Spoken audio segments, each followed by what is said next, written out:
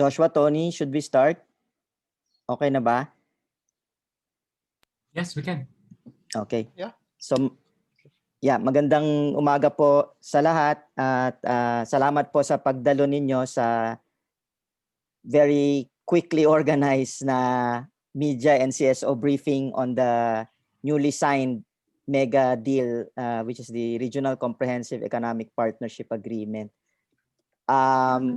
We decided, we're Trade Justice Pilipinas po. No? Trade Justice Pilipinas is a campaign platform that was formally organized in 2016, but the members of the network have been monitoring the RCEP negotiations from the start, no, since 2012.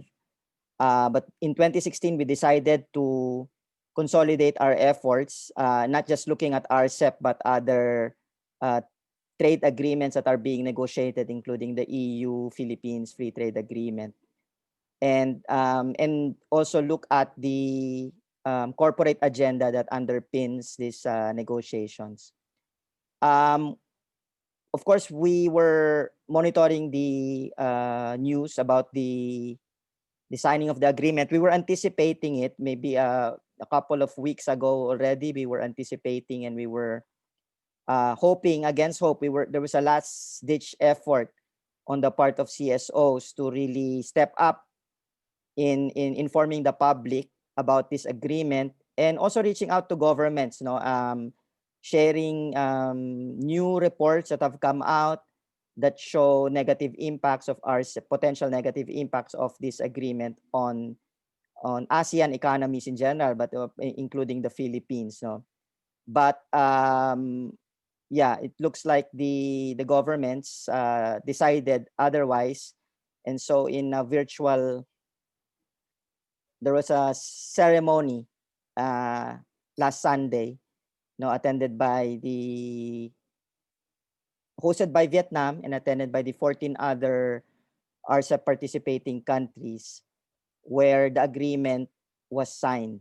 So what we hope to achieve in this briefing is to share with media the aspects of the negotiations and the agreement that have not been highlighted, that are not being highlighted by states. Of course, we expect that states and the news coverage so far has proven this, with a very few exceptions. The narrative that is being advanced by states are, of course, discussing all of the benefits, but none of the concerns that have been raised by civil society. And an additional concern, of course, is that this mega agreement, this ambitious agreement, was signed in the midst of a pandemic. And we also, around 400 civil society organizations signed an appeal to states to stop these negotiations and other free trade negotiations for free trade agreements, so that the focus of energies of states would be on addressing the health crisis and the economic crisis that resulted from the pandemic. And so that's a big concern. Obviously the text that was agreed upon, which has never been disclosed to the public for the last 8 years.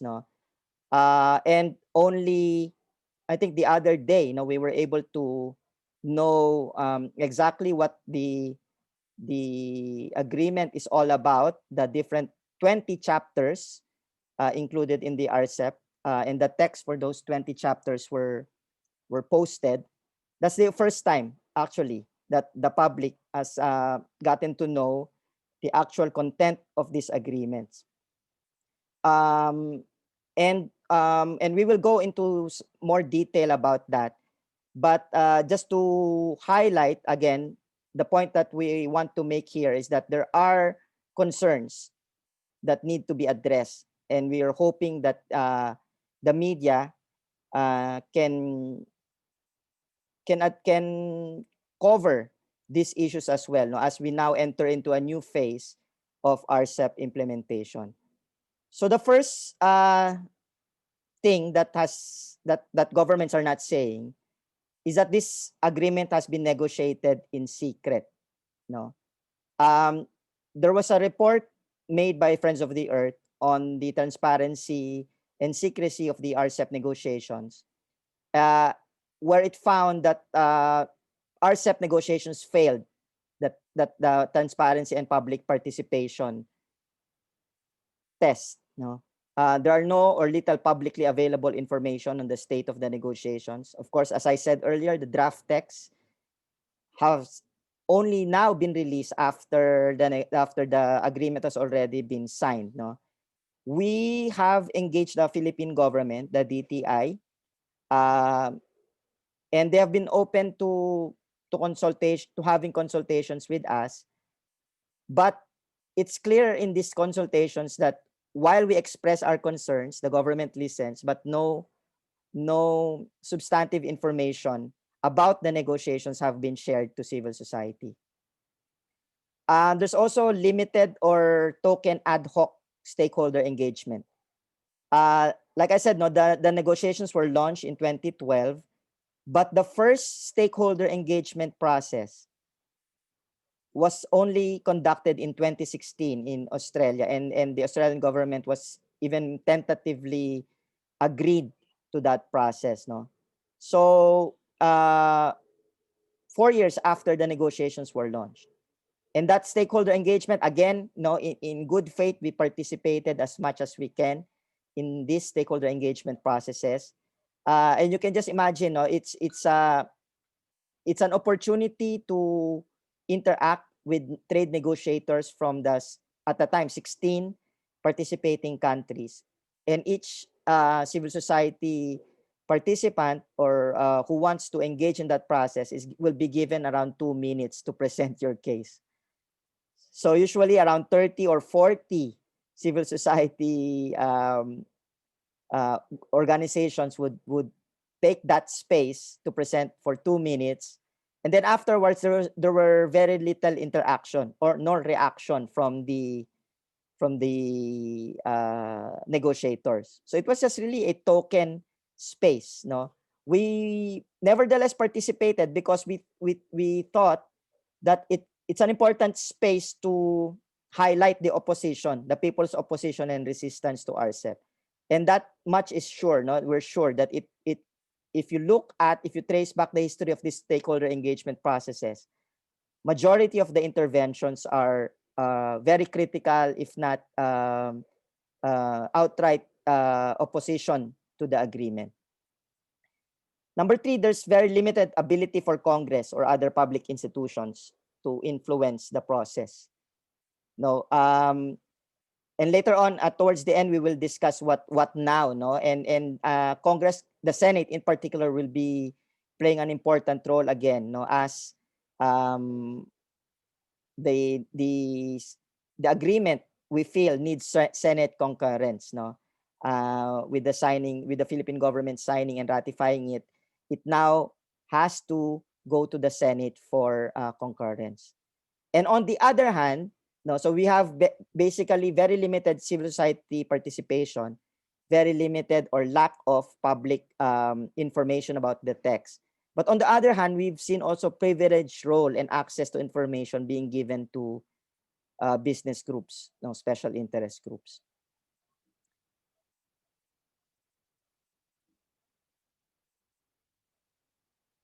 Oops, sorry. The second issue that we feel should be discussed and uh, is the reason why India left. No, I think it's important that we discuss this, not only because not only as a matter of stating the fact that India is not included, but the reasons why India left is important also for us to reflect on. No, and these two charts basically show it. No, India left RCEP because of domestic concerns. So it was concerned about that the agreement could lead to widening of the deficit, particularly with China. And if you look at the chart on the right, no, India runs a $105 billion deficit among all the RCEP countries. No, these are just the ASEAN and the six trading partners of ASEAN. It's important to take note of that because when the deal, if we're talking about market access and trade in goods, a big part of the advantage that was or the projected benefits from RCEP when it comes to market access is an RCEP that includes India. Because if you look at the level of, if you look at RCEP as building from the ASEAN free trade agreements, and ASEAN does have an FTA with India. Among all the ASEAN agreements, the ASEAN-India FTA is we can say at least the least comprehensive, and the commitments are not as high. No? So there was that promise that with RCEP, that other countries, including the Philippines, could gain additional market access into the Indian market. No? But of course, with India out, what else? No, it raises the question of now what market access benefits are we expecting? And I think if you listen to DTI Secretary Lopez the other day, he was a guest on ANC. He was very careful, I think. No, that's my reading. He was saying there will be incremental benefits, market access benefits for the Philippines. I think he recognizes this fact as well, and we can discuss later on. No?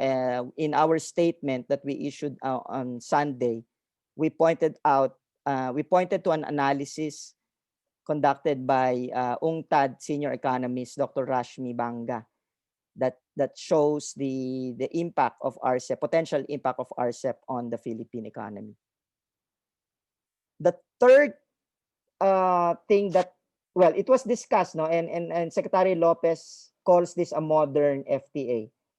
But I think we need to understand what a modern FTA means, no, and what are the implications when we say that we entered into a modern FTA.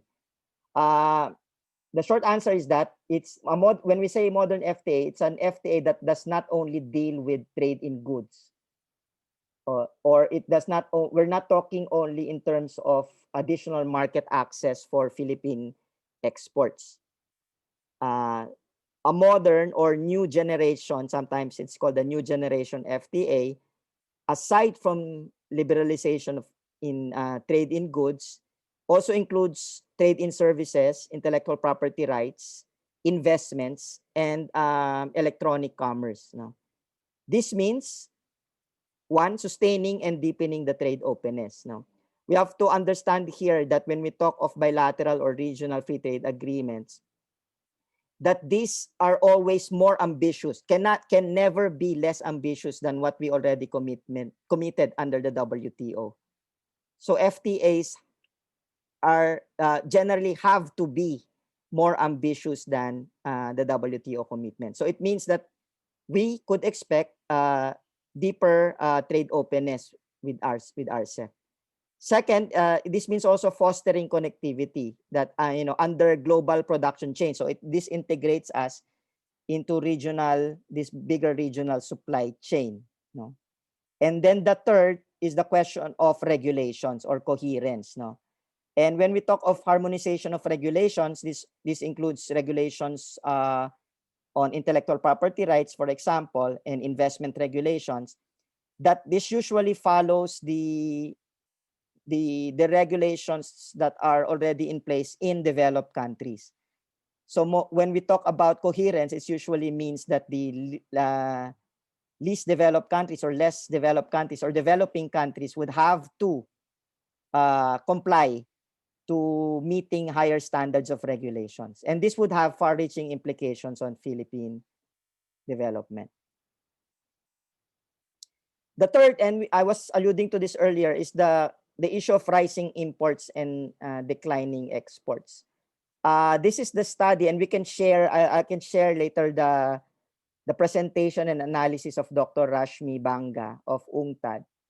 And this is just one chart, no, from that presentation that shows how RCEP would impact on the imports, no, the value of imports. And you can see in red, no, she highlighted in red that we expect that imports from China would rise by 270 million.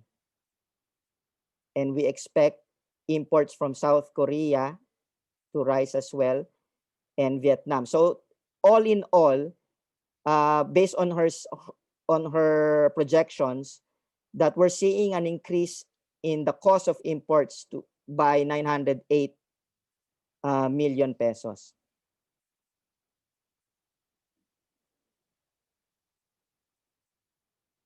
The fifth issue that has not been discussed is the question on impact on COVID response. So as I said earlier in at the beginning, 400 CSOs called on governments to stop negotiations, because we felt that at the time of a pandemic, that countries need all the flexibilities, including the flexibility to set aside trade rules that constrain the ability to resolve the pandemic, without fear of repercussions, and to cease other negotiations that divert the energy and resources from that goal. What repercussions are we talking about? So when we enter into these agreements, these are obligations, and we are expected to meet these obligations at all costs. In the current text, in the text that we saw, again, just to reiterate that the text, we only saw the text, the actual text last yesterday, I think, or Sunday, late Sunday. And while there are, one of the contentious issues that we've raised over the years is this issue of dispute settlement. And we feared, for example, that there might be a provision on investor-state dispute settlement with regards to addressing investment disputes. In the RCEP text that we saw, there's no provision on ISDS, but ISDS and dispute settlement was included in the work program, which means that within the next couple of years, we might see a ratcheting of obligations with regard to investor incentives or investor protection. And this could include this provision on investor-state dispute settlement. So the issues here is that, the text that was concluded and signed, the text that was signed was actually concluded in 2019 before COVID. And our request from the Philippine government is to present, and I hope the media can help in conveying this request, to present studies on the impact of these rules, which they agreed on before COVID, that might limit the ability of the state to respond to not just COVID, but also future pandemics, and also the ability to recover and rebuild economies.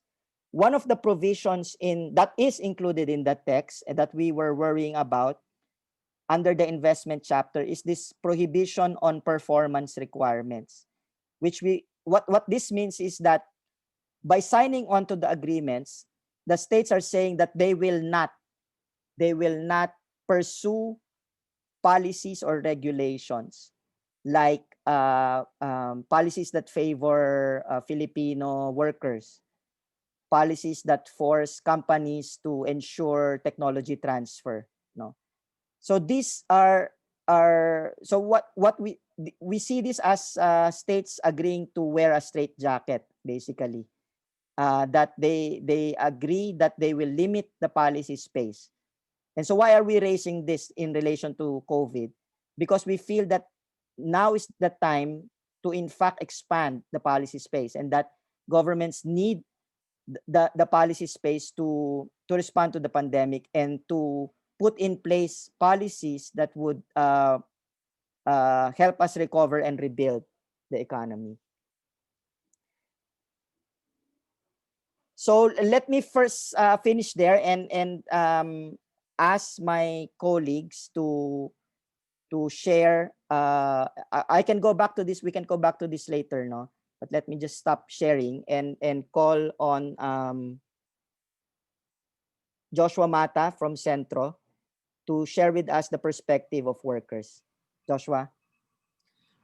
Hi, good morning. Thanks, Joseph, and thanks for that comprehensive presentation.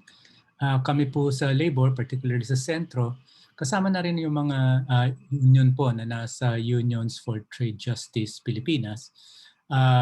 Joins the Trade Justice Pilipinas in raising yung concerns namin tungkol dito sa RCEP, no? At the time that we have yet to arrest itong COVID-19, at the time na meron tayong massive job crisis, tapos at the time that we are even questioning yung economic model natin na nakita natin is not resilient enough, no, para tumagal, para magtuloy-tuloy, no, sa panahon ng isang global pandemic, no, and therefore it requires rethinking on our part. Nagugulat kami na bigla na lang pinirmahan ito, ni-rush na pirmahan itong RCEP. I mean, what's the rush? It's as if we don't believe that this can actually turn the tables around in terms of trade.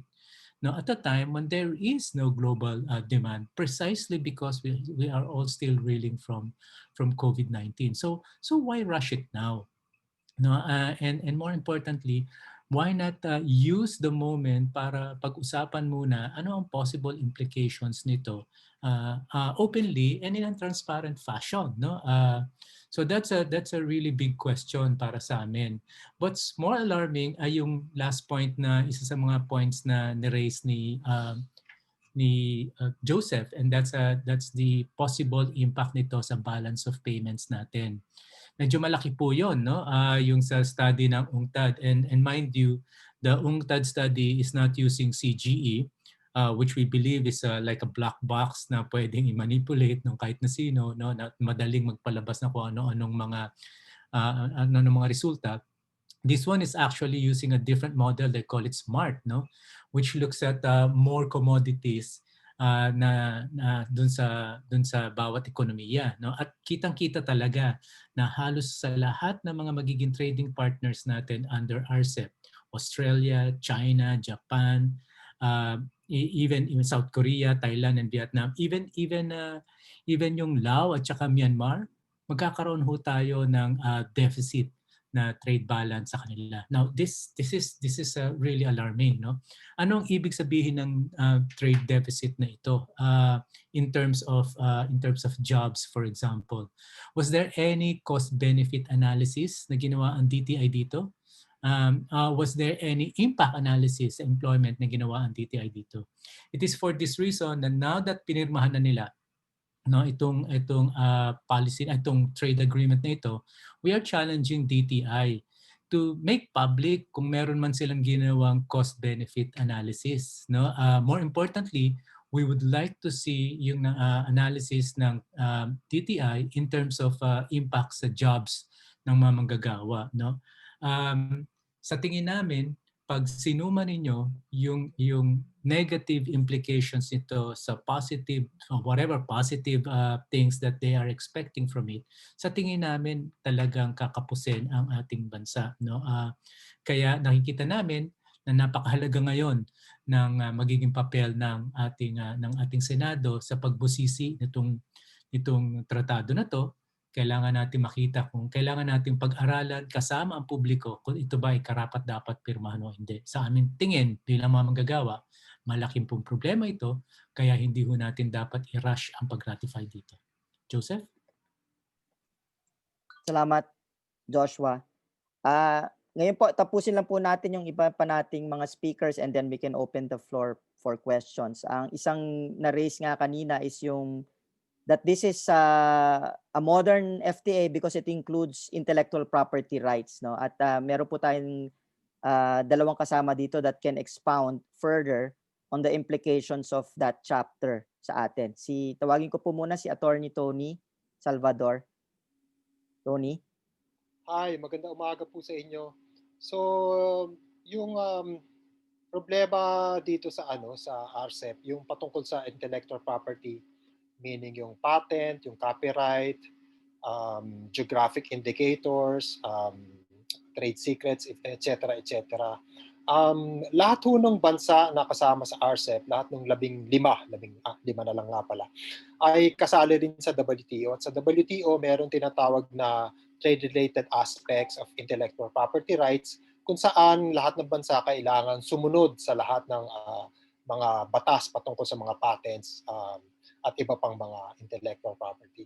Ang problema, sa tingin namin, itong RCEP, mas hinihigpitan pa yung intellectual property protection na binibigay sa mga malalaking multinationals. At alam naman natin, ngayong panahon ng pandemic, kailangan magluwag kahit papano ang pag-enforce ng mga patents para magkaroon tayo ng access sa mga medicines, sa mga vaccines eventually, at sa iba pang medical gadgets. Actually, kasama na rin yung mga mask para maging widely available to sa ating mga sa lahat, no, sa lahat ng mga Pilipino. Ang problema, siguro simula pa nung at least 2015 o even 2014, ni-engage na namin ang DTI at saka ang Intellectual Property Office ng Pilipinas at sinasabi namin na kung maaari, kung ano na yung napag-agrihan sa TRIPS sa WTO, ay wag nang lawigin pa sa ilalim ng RCEP. Wag nang gawing mas malawak pa. Siyempre ang agenda ng mga mayamang bansa at saka ng mga malalaking pharma na nakalocate sa mayamang bansa ay mas magbigay pa ng mas malawak na proteksyon sa mga patent ng kanilang mga pharmacy company. So, unfortunately, hindi natanggal sa table yung issue ng TRIPS Plus o ibig sabihin pagpapalawig ng intellectual property rights. At sa tingin namin dito sa RCEP, naging mas malawak pa yung intellectual property. Meaning, hindi natin pwedeng isang tabi yung mga patents ng mga malalaking pharmacy para maging mas mura yung drugs eventually o yung vaccines pagdating sa COVID. Unfortunately, pinapakita ng experience na halimbawa sa HIV at saka sa mga iba pang drugs, minsan hanggang 99% ng presyo ng drugs ay bababa kung hindi masusunod yung patent na nagsasani ng monopoly ng mga big pharma. Yung provisions ng RCEP, 44 pages pagdating dun sa intellectual property rights. At merong mga apparent contradiction kasi on one hand, sinasabi pagdating sa intellectual property kung meron daw inconsistency between RCEP at saka yung TRIPS, mananaig daw yung TRIPS. Kaya lang on the other hand, sinasabi na to the extent na nagbibigay ng mas mataas na protection ng RCEP sa patent tsaka iba pang intellectual property does not necessarily mean na may inconsistency doon sa TRIPS at saka RCEP. So para sa amin, parang double speak to, no? So malaking problema 'yun. Siguro, sorry, baka pwede kong i-connect dun sa nangyayari ngayon sa WTO. Joseph, okay lang ba? Briefly. Sige, Ton. Go ahead, Tony. Kasi yung nga, sa WTO kung saan 165 na yata members, practically lahat ng bansa, merong proposal yung India at saka South Africa na pagdating sa COVID, i-waive muna yung mga intellectual property. So, kumbaga, sabihin yung mga multinationals, huwag niyo muna assert na meron kayong patent. Dapat pwede muna namin gayahin yung mga medicines at saka mga vaccines. Proposal yon ng India at saka ng South Africa na kung saan, para lang sa COVID, no? Hanggat magkaroon lang maging widely available lang ang mga COVID vaccines at saka mga COVID treatment, iba pang COVID-related devices, medical devices. At hindi kataka-taka, hinaharang ito ng mga mayamang bansa. Fortunately, ang Pilipinas, kahapon lang, yung organization namin, yung Third World Network, na laman namin na medyo maganda ang posisyon ng Philippines. So sinasabi ng Philippines, seryosohin ang discussion, seryosohin ang proposal ng India at saka ng South Africa. kasi may malawak na implikasyon to sa lahat ng WTO members. So, yun. Siyempre nangangamba kami pagdating dito sa COVID, patungkol dun sa intellectual property. So, yun lang siguro muna. Baka si Princess merong pwedeng idagdag. Yes, salamat Tony. Ma'am, Ana Maria Nemenso po, isa pong member din ng Trade Justice Pilipinas at isa sa mga leading advocates po nung ating Affordable Medicines Act, no? Ma'am? Yeah. Yung mga health groups na katulad ng Women Health ay very concerned sa magiging epekto nitong RCEP sa health system natin. Kasi alam naman natin na itong pandemya, itong COVID-19, nung nangyari ito at kumalat sa buong mundo, halos lahat ng mga healthcare system ay dumapa. Talagang wala talagang nakailag dito sa COVID-19. Di lalong-lalo na dito sa Pilipinas, sa ating bansa, kung saan napakahina ng public health care. Kung tutuusin, ang ating healthcare system ay parang nasa balikat yan ng mga individuals, ng mga tao. Binabalikat nila ang gastos tungkol sa kalusugan at ito'y napakalaking porsyento ng income, ng livelihood ng mga tao. Halos 60% of health costs ay binabalikat yan ng mga ordinaryo mga tao. So kanya nga ang tawag dito yung out of pocket expenditures, out of pocket. Ngayon, yan sa out of pocket na yan na 60% nga of the whole healthcare expenditures ay halos 60% din, mga 57% of out of pocket expenses ay tungkol lamang sa mga gamot, mga medisina. Kanya nga nung ilang taon na nakalipas, ang mga grupo, mga health groups ay talagang isinulong at sinuportahan yung pagsasabatas ng cheaper medicines law. Sapagkat alam natin na ang malalaking pharma ay merong monopoly control sa mga drugs at sa mga presyo nito. Pero hindi talaga makausad o ma-implement ng mahusay ang cheaper medicines law sapagkat malaki pa din ang impluensya ng mga big pharma companies. Ngayon dumating itong pandemya, di lalong dumapa ang ating healthcare system. Siyempre, ang aming sinusubaybayan namin ang lahat ng mga negosyasyon tungkol sa free trade agreements sapagkat gaya ng nabanggit na itong intellectual property rights ay talagang sinisikap talaga ng lahat ng mga developed countries na kung saan merong mga malalaking pharma companies na ma-retain ang monopoly at saka yung kanilang control sa mga patent rights. Talagang pinoprotektahan nila yan. Kanya kami, we're always on the lookout. At in fact, kasama ito doon sa aming mga negosasyon, sa aming pakikipag-usap sa Department of Trade and Industry kasi nung mga nakaraang taon, nagsagawa sila ng impact of trade agreements sa lahat na siguro on agriculture, on labor, on fisheries, on business, manufacturing, pero walang gumagawa ng impact on health.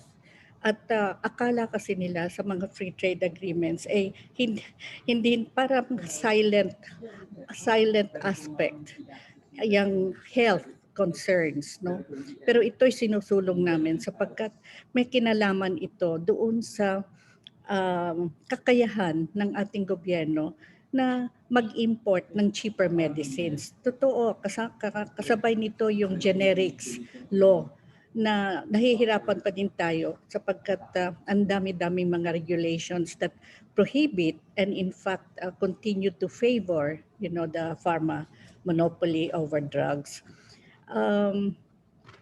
Ngayon, halos gaya ng nabanggit, buong 8 years of negotiation, wala kaming makita man lamang na text.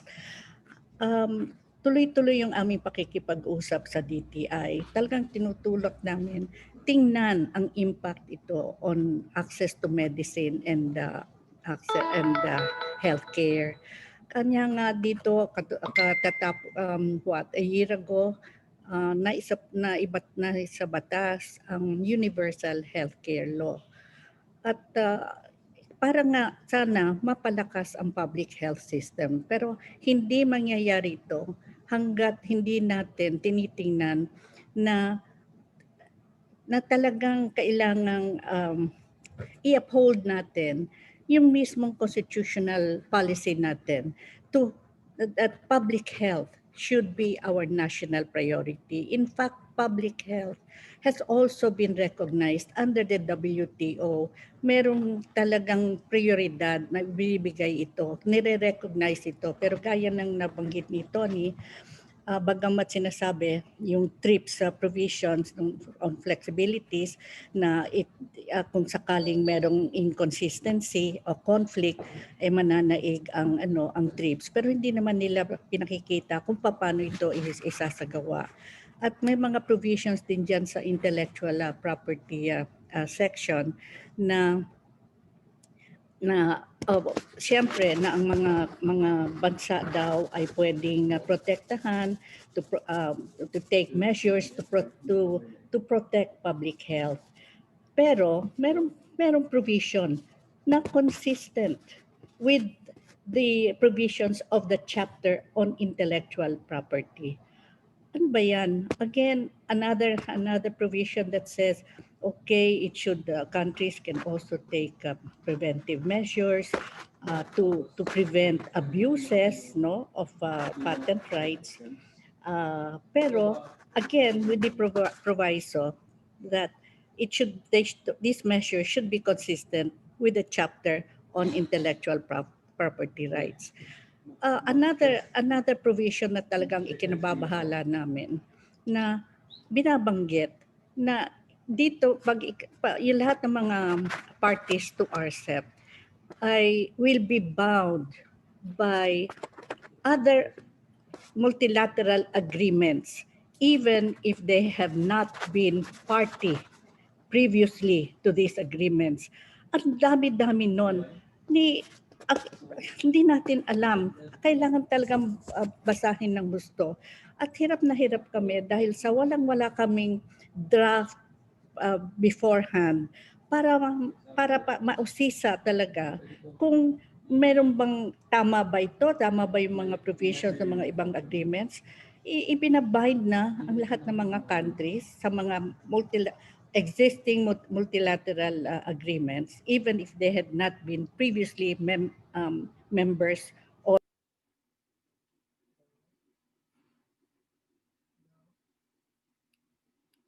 Princess, naka-mute ka? Ma'am, na-mute po kayo. Nawala? Sorry. Yan. So these are very, very disturbing provisions, no? At yung ating constitutional policy that public health should be our national priority, should be a national policy. Guaranteed yan by our constitution at hindi pa natin ito na isasagawa dito sa ating bansa. Kaya nang nabanggit ko nga, public health system is very weak. Kanya nga nagsasabatas tayo pero hindi pa din tayo makagalaw kasi pumapasok uli ang ating gobyerno sa mga agreements na ang labo-labo, no? So ito ang aming mga concerns at really in connection with the public health issues. Nakikita namin na napaka-aggressive ng mga corporate interest. Kanya may kampanya kami na we uphold public health over corporate over the greed of corporate interests. So please let us have more discussions on this, and government should be more transparent with the civil society organizations. Yun lang. Salamat po. Salamat po. Ngayon po, we open the floor for comments or questions from our media friends, but also from our CSO colleagues here. Paki-raise lang ho yung hand so I can acknowledge kung sino po ang gusto magtanong.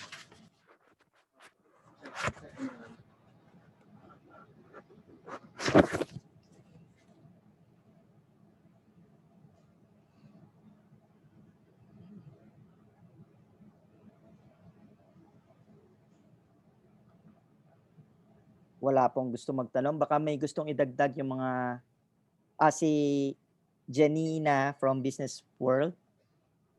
Hi, good Hi, morning. Janina. Morning. Go ahead, please. I just want to ask, so some of the supporters of RCEP say that, well, we already have these FTAs anyway with several of these economies. So they see it as Sec Lopez said, as incremental, right? So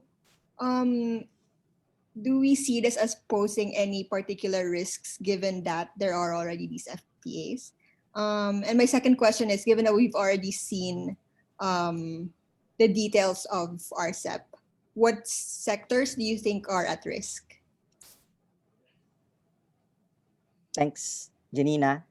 Who wants to respond to the two questions?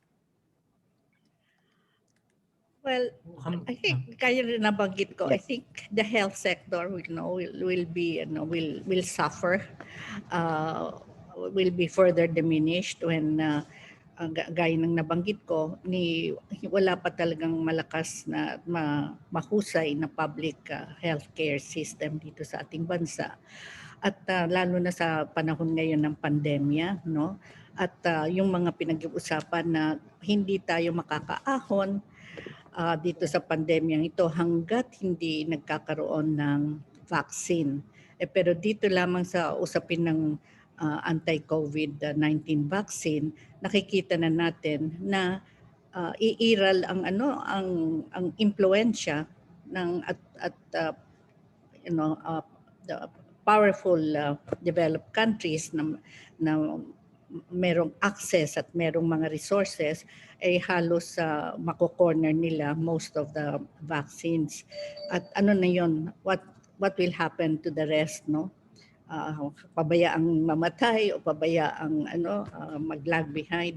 So the consequence of this, I think, will impact further will worsen further the situation of poverty, of inequality between countries, no?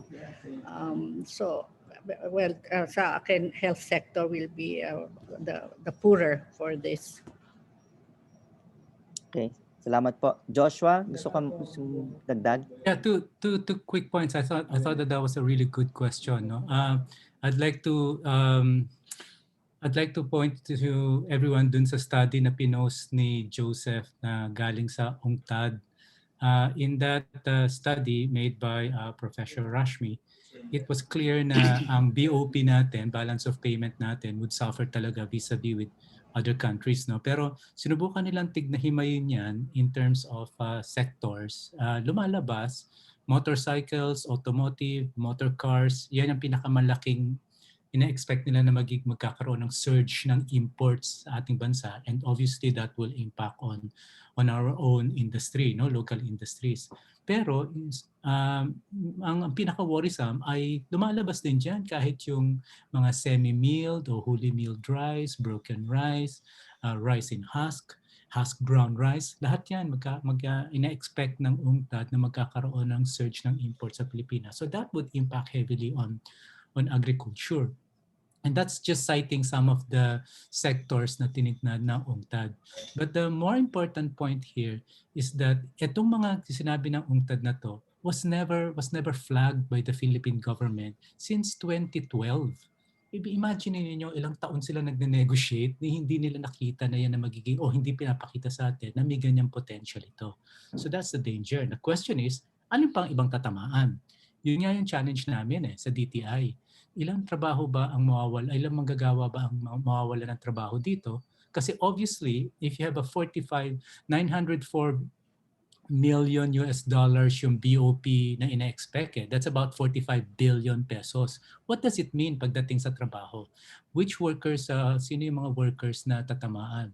Yun yung challenge namin sa DTI. We need to have a complete assessment on that. No? On the second point, why sign up when we already have FTAs with other countries? Ang problema po kasi dito yung lock-in effect ng mga FTAs So we may have an FTA with Japan, for example. Pero now we're locking ourselves into a broader FTA with more countries, which would prevent us from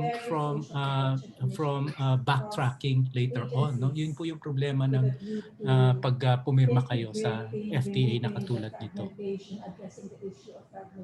Thank you. Salamat. Gusto ko lang idagdag doon sa question ni Janina. May dalawang aspects kasi at makikita mo yan sa statements ni Secretary Lopez. On the one hand, he's talking about market access. So when we talk about market access, yan yung trade in goods, yung pagbababa ng tariffs. You have to remember that binenta ito nung una as in terms of additional market access, nakasama pa yung India. No, at as I said earlier, yung existing ASEAN-India agreement, medyo mababa yung 77% lang ata ang coverage o yung tariff reduction na na-achieve through that agreement. So there's bigger room for India to actually lower its tariffs on more products. At yun yung nakikita ng other RCEP participating countries na an opportunity to increase trade with India.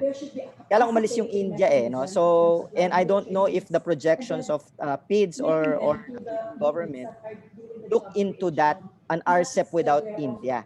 Kaya I think yung recalibration ni Secretary Lopez na when he talks about incremental gains, it reflects this na alam niya that if you look at the projections, that in fact, as Joshua pointed out, yes, there will be market access, pero not for the Philippines.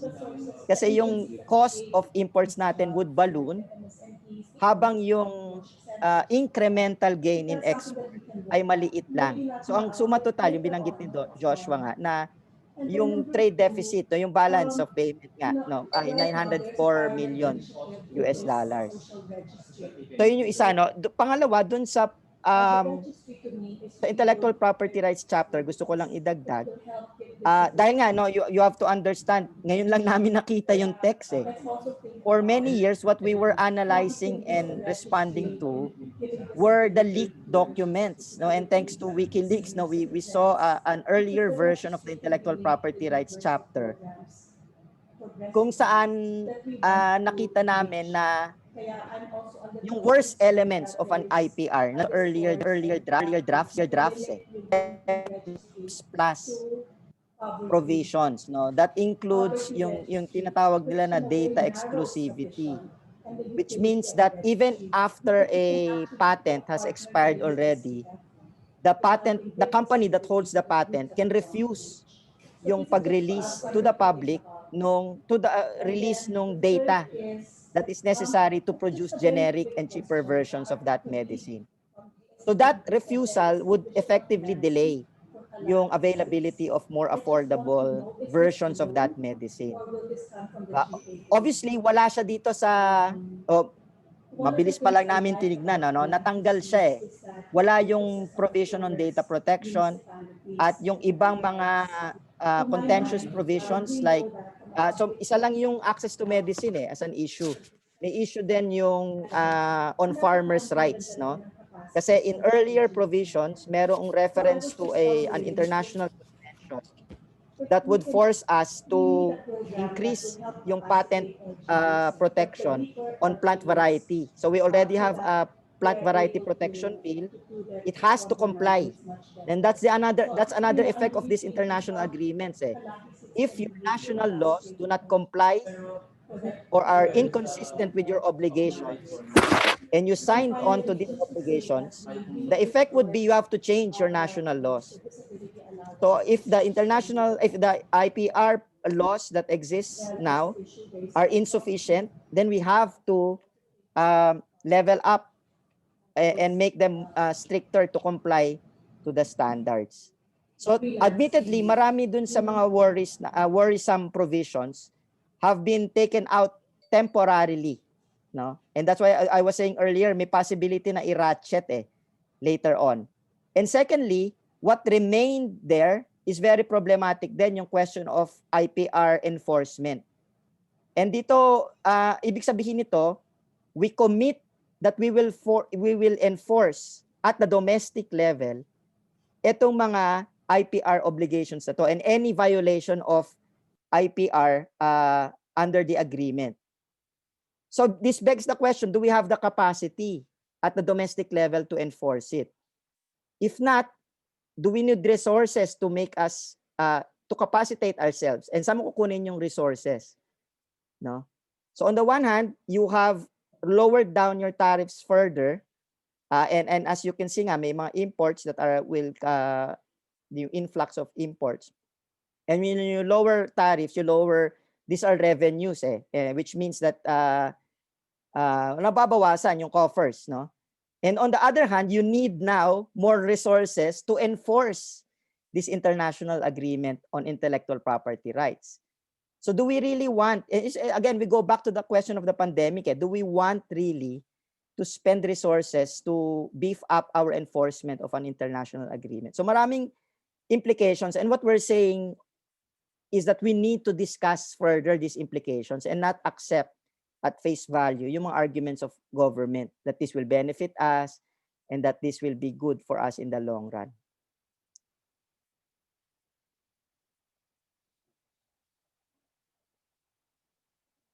Joseph, baka si Frances, yes, pwede niya ipaliwanag. Yes, may point out si Frances. Frances, can you very quickly state lang yung point mo about the investment chapter before I call on Gerard first? Raquel, if you don't mind, no? Gerard after Frances, Gerard, and then Raquel. Thank you.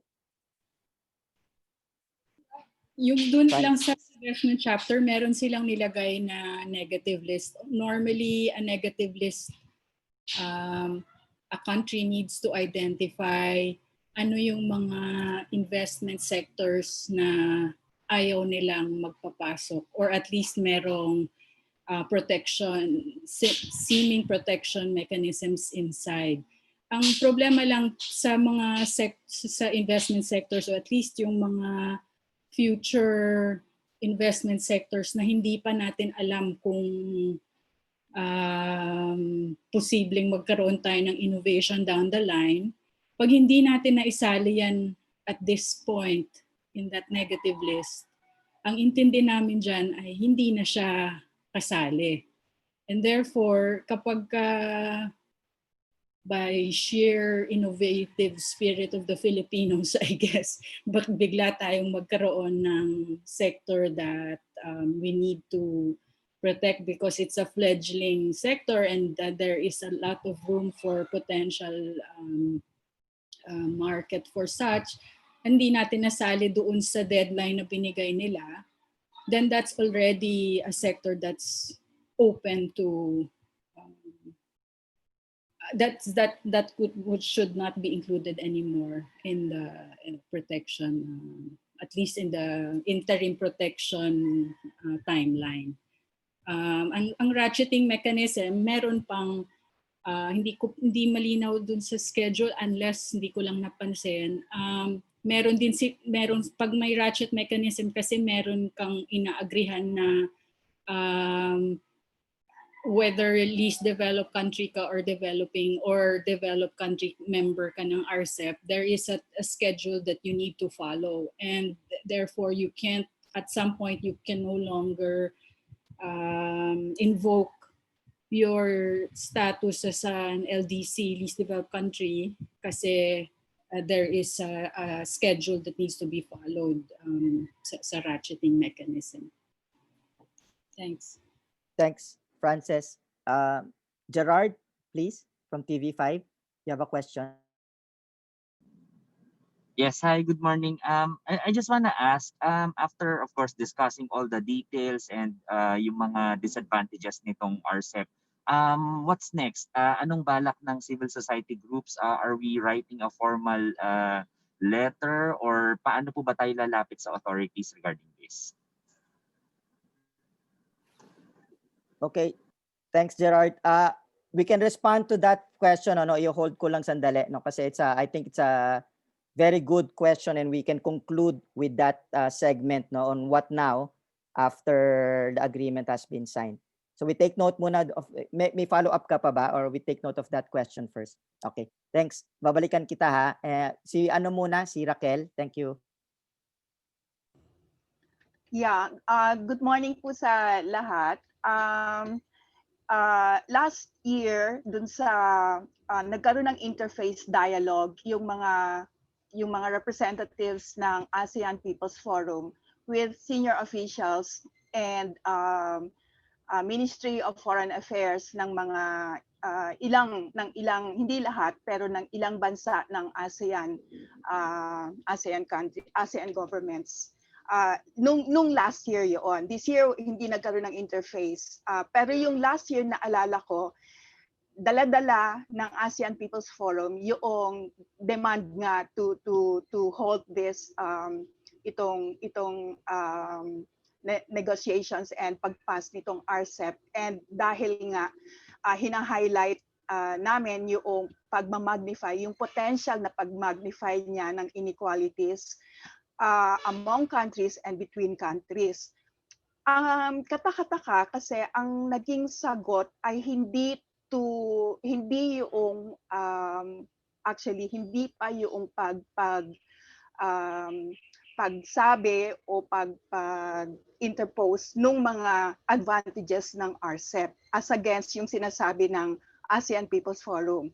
Ang sinasabi nilang, ang binanggit sa amin, lalo na on the sides na nung informal discussions na ay, bakit gusto niyong i-stop ang RCEP? Sobrang dami ng effort at time at resources ang nalagay diyan sa mga negotiations na yan, yung process na yan. And therefore, parang doon pa like are they locked in at hindi na tinitingnan on the merits mismo noong agreement na yan.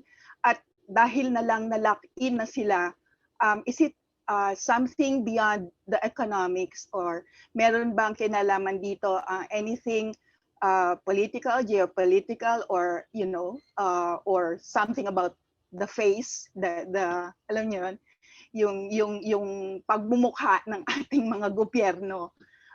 Is there something to that effect na that's at play here dito sa negotiations na ito that we should know also? Thank you. Thanks, Raquel. May gusto bang sumagot, mag-comment dun sa point ni Raquel na yon? Other than the economic, which we are trying to point out here, na may possible negative consequences, no? What's the other, what motivated the states to proceed despite the issues that have been raised? Tony?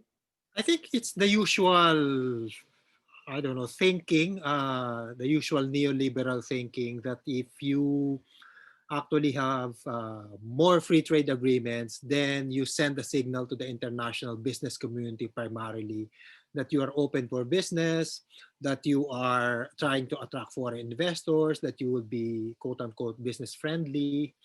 And at the same time, you are trying to send a signal to Filipino entrepreneurs, corporations, the country is getting additional market access to the markets of our trading partners, in this case, Australia, New Zealand, Japan, South Korea, etc., etc. So it's the same, it comes from the same playbook, basically. Attract investors, promote exports, support our industries Unfortunately, according to the study of Dr. Banga, that will not be the case. No? So it has been reiterated many times here in this meeting. Yeah, and I think part of the challenge is also yung binabanggit nga ni Tony. How do we debunk that myth that you need these kinds of agreements, FTAs, to actually encourage more investors? I think marami namang cases that of countries that are able to attract investors without these agreements. And on the other hand, if you ask investors, of course they will say na yeah, it's good that there's this agreement, pero it's not a primary consideration, di ba? Why investors invest in a particular country? Maraming mas importanteng konsiderasyon, no? Cost of energy, yung workforce that is capable and productive and has the ability to speak English, yung mga ganong mga factors, infrastructure, no? So I think we have to continuously debunk that myth, that you need FTAs to actually improve yung foreign investments in a country. Kung wala na dagdag, si Ralph of Rappler. Diyan ka pa ba? Yes po. Hi, good morning. Hi. Two questions lang po. One, who do you think is the ultimate winner in terms of this RCEP? Any industries, tycoons? Kasi it's pretty clear na in your discussions with the losers are. Pero ultimate winners, which countries will win, which sectors are expected to gain? And number two, have you studied the interaction between the RCEP and the possible passage of the CREATE bill? Thanks, Ralph. Thank you. Sino gustong sumagot? In sa winners, tingin ko the study done by Professor Rashmi would already explain that, no? Yung obviously yung mga mayayamang bansa sa loob ng RCEP ang makikinabang, pero ang pinakamalaking makikinabang dito, China. No, yun at least yun yung lumalabas sa analysis. Sir, what about dito, domestic, dito sa Philippines? Any sectors or names that you can share? To be honest, Ralph, wala kami alam. That's something that we intend to ask DTI sa November 24 when they where they are calling for a meeting, no? We've been asking them sino ang winners dito, no? Pero hindi naman nila pinapakita sa amin No, but I would think the usual spiel of the Philippine government is that our food producers, food manufacturers, like electronics, wiring harnesses, the usual, bananas and coconut, MSMEs. I also heard that in for example in the e-commerce negotiations in WTO, we have a market access interest in entering into e-commerce. So I think it's the usual. But Tony, that doesn't mean na totoo yun, no? Yeah. Usual. That's the usual spiel of our government. Now, with regard to CREATE, if I may. Yes, Tony. So CREATE seeks to reduce immediately the corporate income tax rate from currently 30% to 25%, and then eventually until 2027 to 20%. So they want to attract more foreign investors by saying that, look, our CIT is now comparable to our ASEAN neighbors. It's basically race to the bottom. although purportedly CREATE will rationalize our broken system of providing tax incentives, which even the Department of Finance admitted. Unfortunately, a lot of tax holidays will still be included in CREATE. And I think some of the current incentives will be grandfathered, I think, for another 2 years after the passage of CREATE. Yeah, thanks, Tony. I think we need to look at to respond to Ralph's question on CREATE. No, we have to look at it more closely.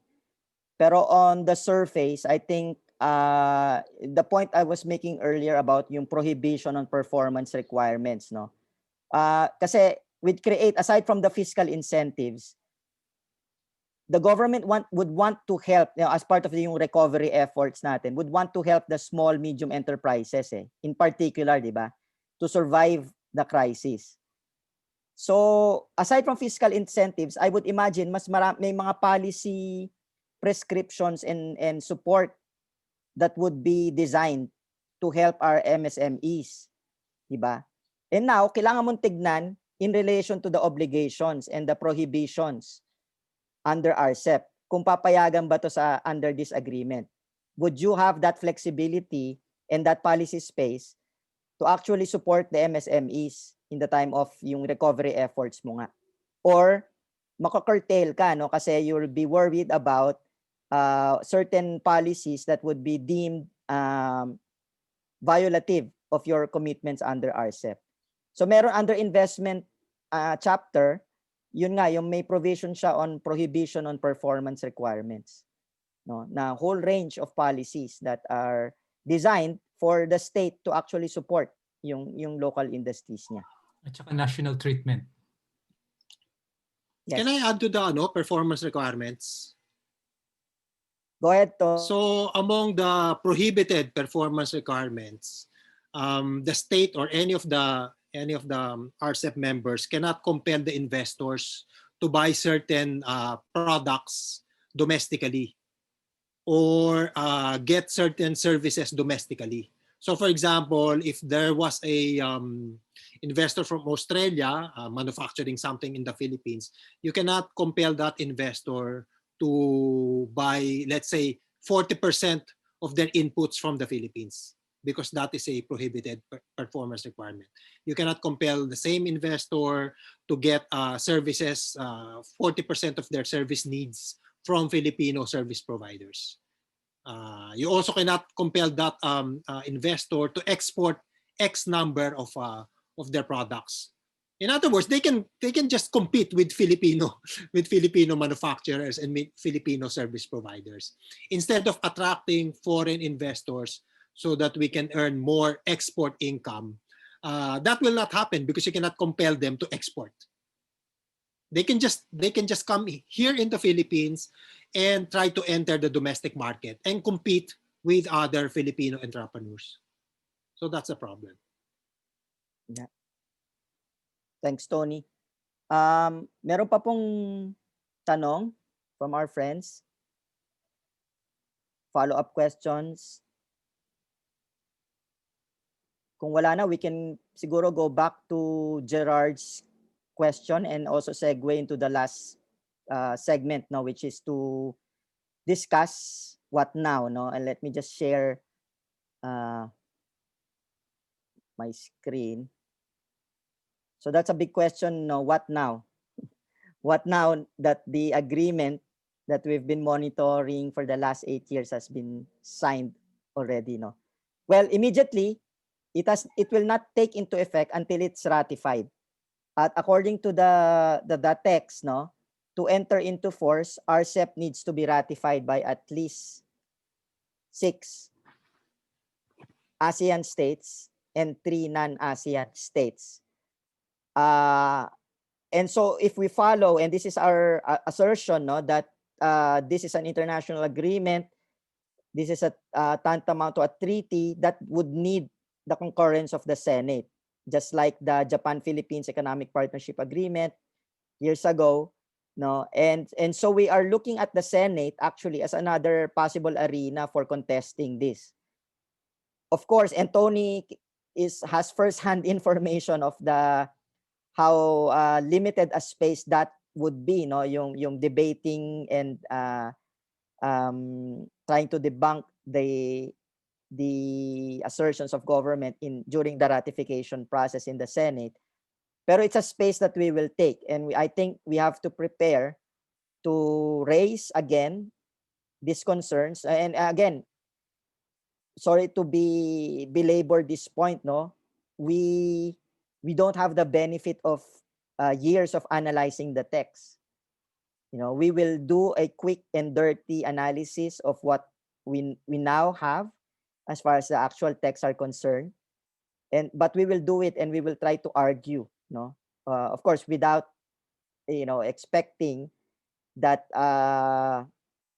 we will win out, no, because in the case of the GPEPA, for example, clearly civil society groups won the debate, but it was ratified, it was concurred, Senate gave its concurrence anyway, no. So that's one, no, and we can discuss this further, and I'll request Tony to add a bit here. But the second point, what now? We will continue to monitor the implementation, no? And especially as we said that there are possibilities for ratcheting the obligations, not just on intellectual property rights, but on investment with yung, as Frances pointed out, no, that it is a negative list. So there's possibility there, no, na unless you add to that negative list, then the thinking is that all areas of investment will be open, no? And another issue there is the yung investor state dispute settlement mechanism, which is one of the most contentious elements of this new generation FTA. So we will continue to analyze, document the impacts. And then thirdly, I think this will open up the possibility for other FTAs, unfortunately. And already, prior to this, and kasi we're not part of the Trans-Pacific Partnership Agreement or TPP, nor are we part of the CPTPP, no, which is the agreement that was forged quickly after Trump withdrew the United States from the TPP. Now, especially now that there might be an incoming Biden presidency, and we know that the Democrats are also more supportive of FTAs, that there's that possibility, one, that we engage in US FTA, US Philippines FTA bilateral. There's also the possibility that the US, especially now with RCEP being signed, no, and the whole balance of the geopolitics between China and the US, that it could serve as an incentive for the US to re-enter CPTPP, no. And if you recall, no, when APEC was held here, President Benigno Aquino, in fact, expressed the opinion that the Philippines is interested in also joining that agreement, and so if that comes into play, we expect the standards as far as these agreements go would become higher, no? So we expect higher IPR standards, higher investment standards, including ISDS, and that can only pull up also the RCEP, no? Especially since there are possibilities for ratcheting. And another possibility is an APEC-wide FTA, no, that includes both China and the US. So for us, we've been campaigning trade justice advocates. We're bracing ourselves for more FTAs, and we just need to continue to face the challenge that we are fighting here blindfolded, that we don't have access to the text, but we do have, and now that we have the RCEP text, we can refer to this because there's also a template among so-called modern FTAs that they more or less follow the same template. So you have the CPTPP text, you have the RCEP text now, and And I think the mega FTAs more or less, the agenda would more or less revolve around these two big agreements. So yeah, can I ask Tony kung may dagdag ka on that point about Senate concurrence?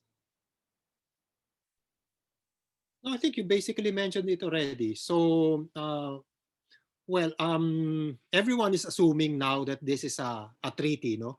But unfortunately, the executive might just say that this is only an executive agreement and therefore would not need Senate concurrence.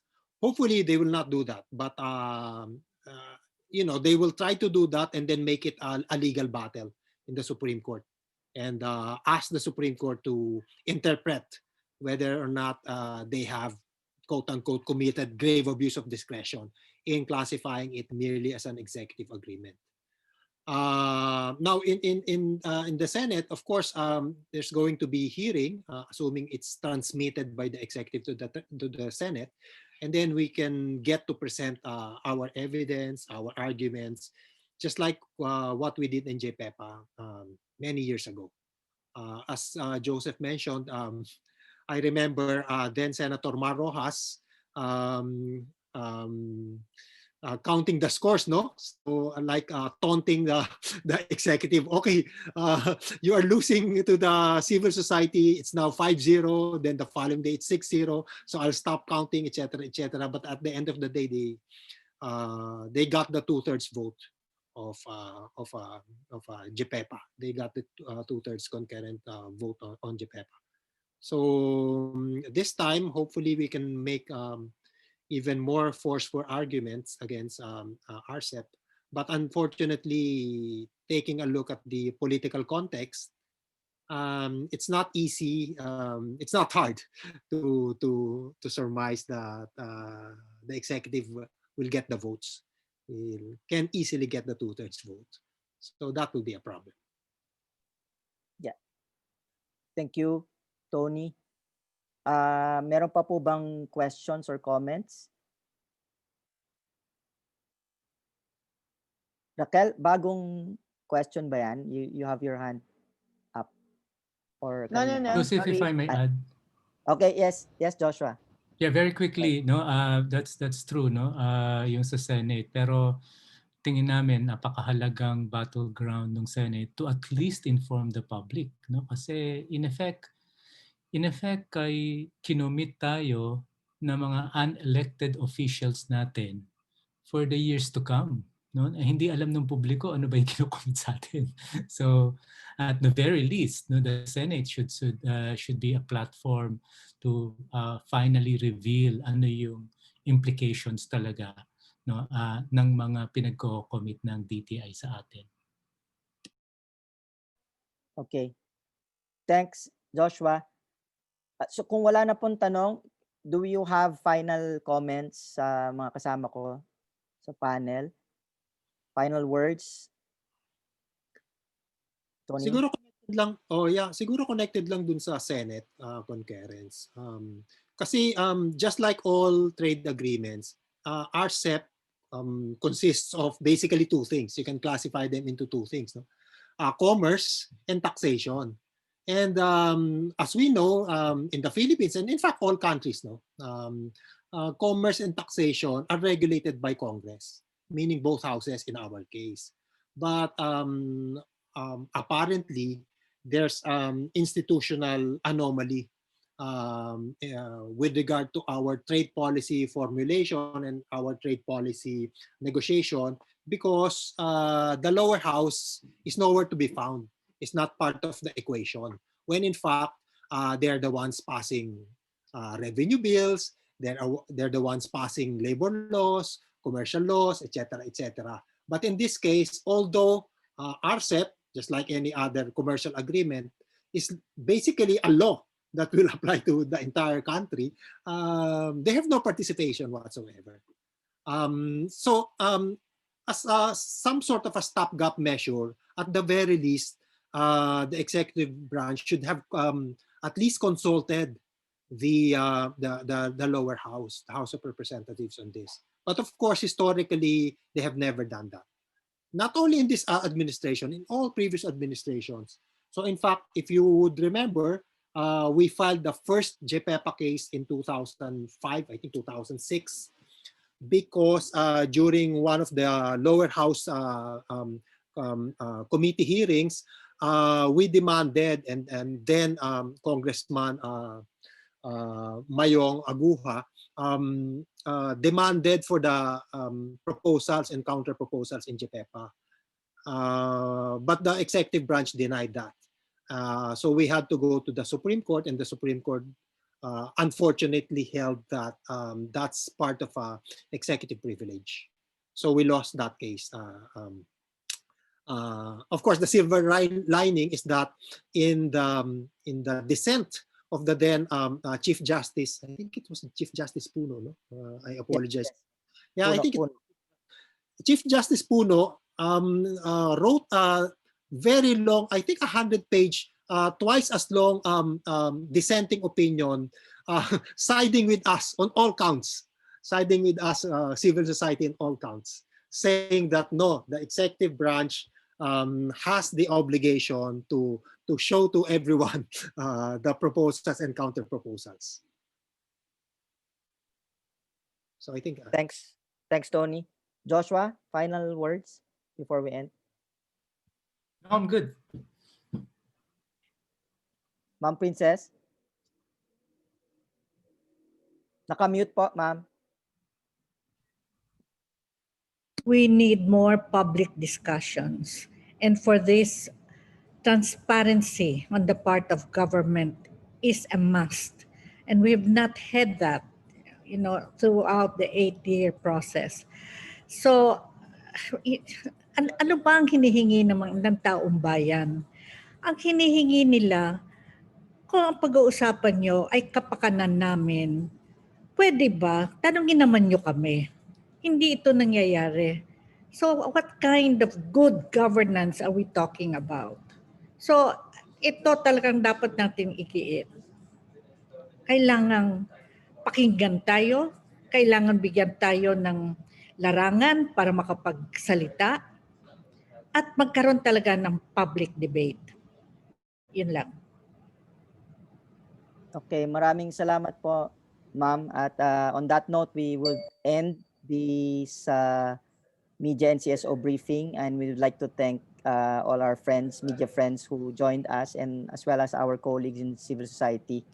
And ang ano ko lang po is we hope that moving forward that the stories that would come out about RCEP, not just the signing, but the agreement itself in the coming days and months would also carry those critical perspectives, and as Ma'am Princess pointed out, it's important that there's a good public debate, on the costs and benefits of this agreement.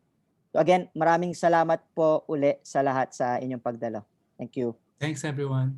And by the way, Joseph, we Yes. intend to come up with a more thorough analysis of the text. So we'll probably invite them in one of our webinars again. Okay. Salamat po. Thank you. Bye everyone. salamat. Bye, thanks.